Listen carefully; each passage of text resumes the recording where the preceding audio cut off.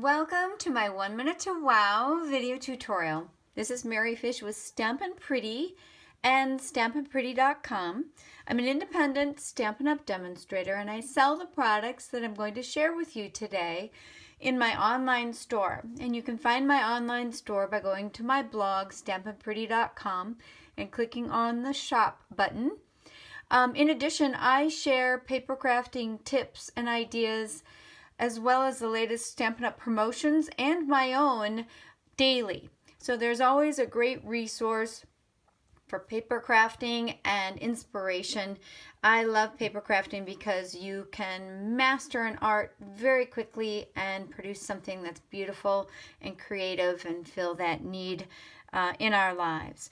Today I wanted to share with you a couple exciting new things. For starters, I created this birthday card. I find in January a lot of people want to create birthday cards for the year, so I'm doing the same thing. This is using a stamp set called Picture Perfect Birthday, and then you're also seeing some paper, a stripe and a dotted pattern from the Picture Perfect Party 6x6 Designer Series paper. Fabulous products, bright, splashy, modern, cool. Great for birthdays. I love the 6x6 because it's very card friendly and has lots of patterns and ideas so you could make oodles of birthday cards. And they will be available January 3rd when the occasions catalog begins. That's January 3rd of 2018. And then I also have added some of our new Tutti Frutti adhesive backed sequins. So nice to work with, again in complementary colors and easy to apply. You don't have to mess with trying to get glue on the back side or something sliding. It's almost like a little mini glue dot on the back side. So those two things work really well and coordinate together. The stamp set, Picture Perfect Birthday, is our photopolymer, meaning it's clear translucent. See how that's clear rather than a red rubber. And you normally would adhere it to a clear block. And that's what I did for the candles and the little flame. So here's the candle and the flame. Those little candles can also work as a birthday blower, which is fun. Lots of cool sentiments as well with that stamp set. But I'm also showing you one of the things I'm most excited about in terms of Stampin' Up! And what we're contributing to the world of stamping, and that's a new stamp positioning tool that I feel outshines any of the others.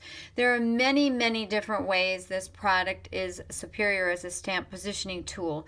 However, I will have lots of that information on my blog and I will post it with this video on YouTube in the comments area.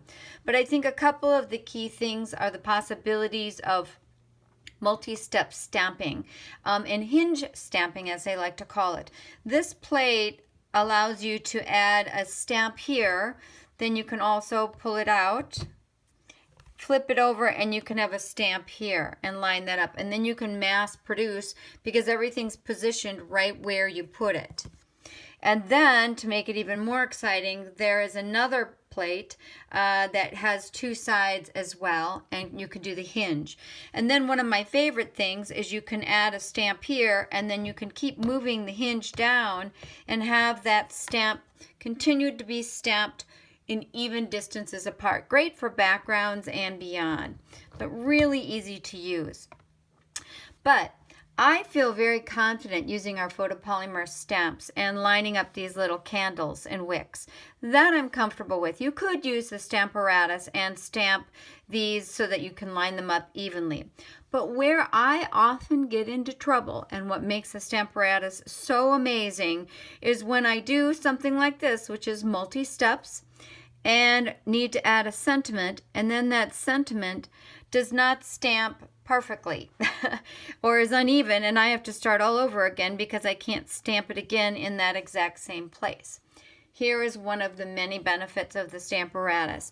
I'm just going to lay this stamp down. I'm standing tall, so you probably hear my voice getting a little louder, and line it up. I'm kind of looking at the tail here and the tail here. I might even zhuzh it over just a little bit. And then I'm going to bring this down.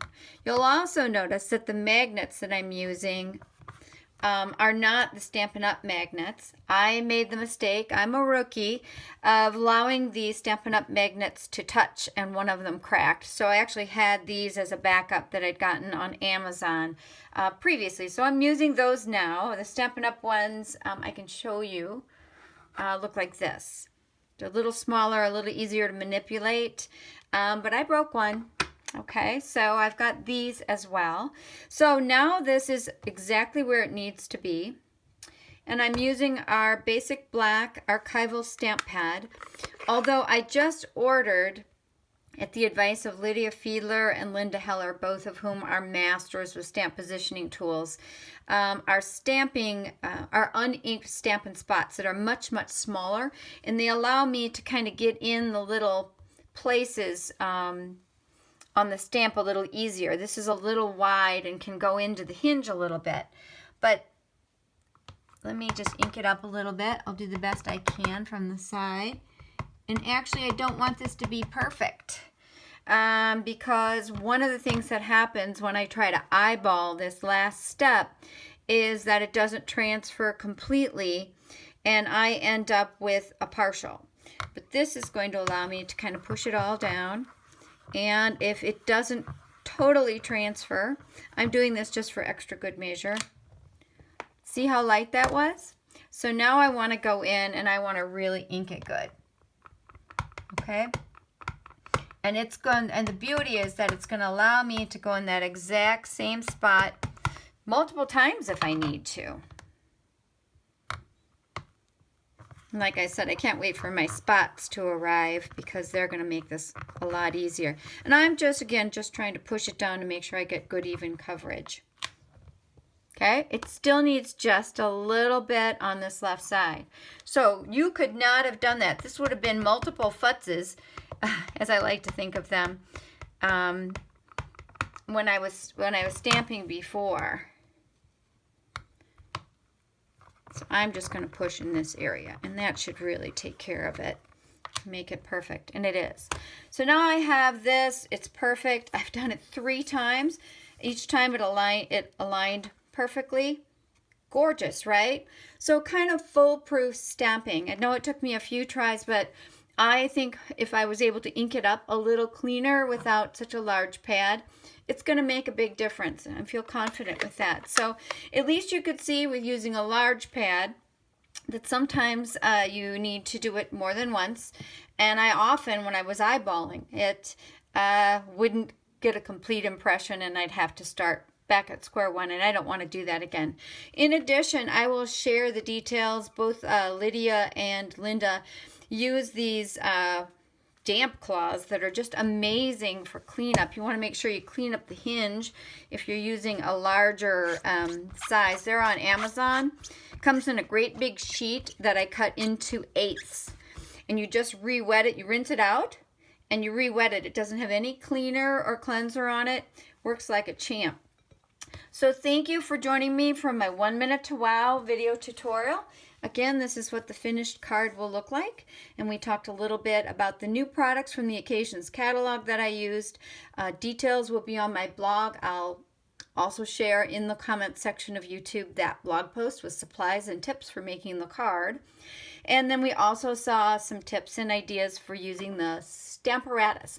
The Stamparatus reservation window is through December 30 of 2017.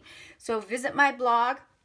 Make sure you reserve yours so that you can get it as the shipments roll out. Much is going to depend on when the inventory is available. Stampin' Up! Is trying to roll it out a little sooner. However, it will be available in the annual catalog in June of 2018, but most of us want it soon. I'm fortunate to get my hands on it early, and I'm confident that you'll want to do the same. So remember, the reservation window for the Stamparatus closes December 30 of 2017. Alrighty. Thank you so much, and bye-bye.